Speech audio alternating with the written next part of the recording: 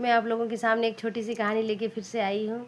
मेरी कहानी आप लोगों को कैसी लगती है कमेंट में ज़रूर बताइए और लाइक कर दीजिएगा, शेयर कर दीजिएगा, वीडियो को पूरा देखिएगा। कहते हैं कि किसी शहर में एक महात्मा थे जो कि बहुत कंजूस और लालची थे।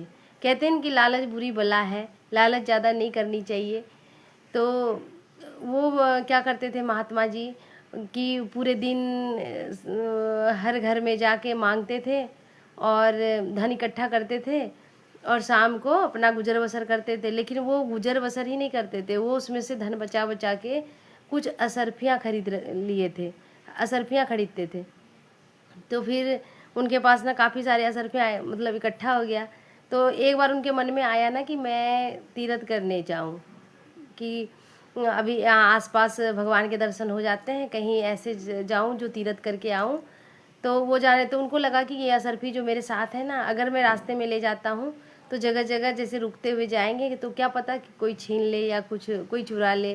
तो ऐसे ये सोच के मन में आया। तो वो मतलब वहाँ पास में ही गंगा तट था, गंगा के तट पे गए और गड्ढा खोद के उसी में उस रेत के गड्ढे रेत में गड्ढा खोद के उसको दबा दिए और उस पे जो वहाँ पे पत्थर थे आसपास में, उस पत्थर को वहाँ पे रख दिए और उस पे चढ़ावा जैसे फूल फल फूल चढ़ा के ऐसा कर दिए कि यहाँ पे पूजा होता है।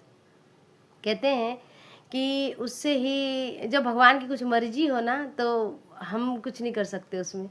कहते हैं कि उससे 4 दिन बाद ही सोमवती अमावस्या था, उनका एक व्रत था, त्यौहार था।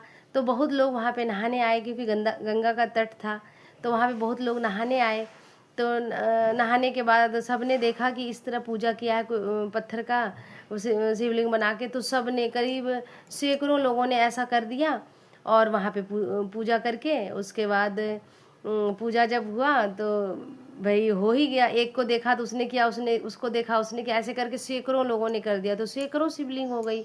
तो कुछ दिन बाद ऐसे ही जब हो गया उनका महात्मा जी का तीर्थ पूरा हो गया, तो वो जब वापस आए तो उसी जगह पे आए कि मैं तो यहाँ सरफी दबा के गया था तो चलो मैं निकालता हूँ। तो जब वहाँ पहुँचे तो देख रहे हैं कि वो तो एक शिवलिंग का निर्माण करके गए थे, वहाँ सैकड़ों शिवलिंग का निर्माण हो गया था। अब उन्हें समझ में भी ना आए कि कहाँ से निकालें नहीं करें। अब मानते हैं अगर दिन में निकाल रहे हैं तो हमारे धर्म के विरुद्ध था कि भाई शिवलिंग हटाना कोई भाई है ना, पाप ही है। तो वो दिन फिर रात का इंतज़ार किए, रात हुई तो फिर वो हटाए। तो देख रहे हैं उन्होंने कई सारे ऐसे हटाए लेकिन नहीं मिला। उसके बाद वो मतलब थोड़ा दुखी से हो गए कि देखो मतलब नहीं हो जाता, उनका रखा हुआ सामान नहीं मिला तो उनको दुख बहुत हुआ। उसके बाद जब नहीं मिला तो उस अपने मन को शांत करके सोचिए भगवान की ही कुछ माया रही होगी, उन पर कृपा रही होगी, उनके ऊपर हुआ होगा। तब उनके मन में आया कि मैं महात्मा होके क्यों करता हूँ ऐसे, मुझे ऐसे धन की क्या आवश्यकता है।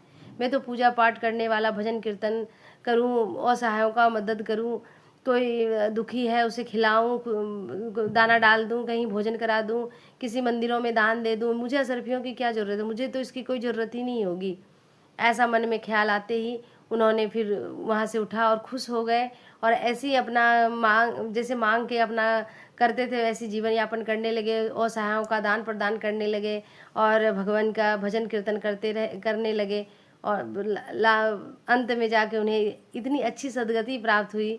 तो इस कहानी का मतलब यही है कि हमें घर गृहस्थी मिली है तो इसमें भी हमें रहना है, हमें चलाना है। क्योंकि जो हम प्रेमानंद जी भी कहते हैं महाराज जी कि हमें अगर भगवान ने घर गृहस्थी दी है तो उसको भी हमें सही से मतलब उसमें करना है, उसका सारा काम, पति को पालना है, बच्चों को पालना है।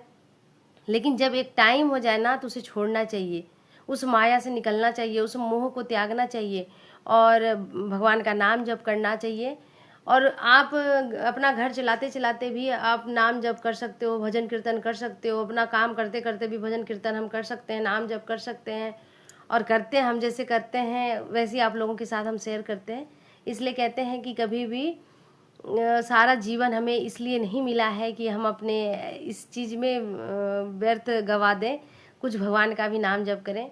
और क्योंकि मुझे भी अंत में सदगति को तो भाई मिलना चाहिए, क्योंकि जब हम इंसान बन के आए हैं तो नाम जप कर सकते हैं और भगवान को। तो इसलिए मोह माया को त्याग कर असहायों का मदद करें और फालतू ऐसे मोह माया के चक्कर में ना पड़ें और अपना राधे राधे करते रहें। मेरी कहानी कैसी लगी आप लोग ज़रूर बताना। आप सभी को राधे राधे।